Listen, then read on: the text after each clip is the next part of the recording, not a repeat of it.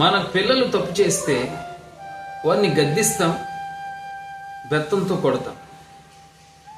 ఎన్నో మార్లు మన జీవితంలో తప్పులు జరిగాయి. మనంతటికి మనంగా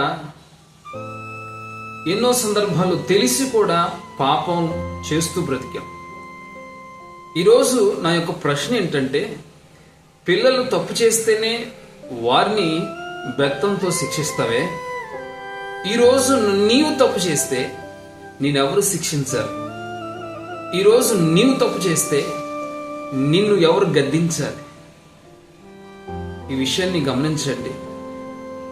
ఈరోజు నువ్వు తప్పు చేసి కూడా తప్పును కప్పెట్టుకుంటా ఉన్నా, తెలిసి కూడా తప్పు చేస్తా ఉన్నా, అయినా నిన్ను శిక్షించలేదు, ఎవరూ శిక్షించట్లేదు.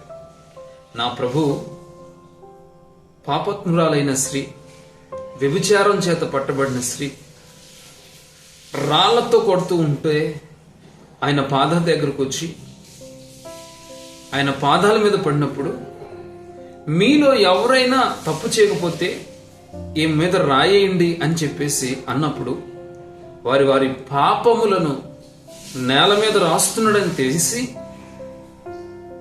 ఇటు వచ్చిన వాళ్ళు అటు వెళ్ళిపోయారు.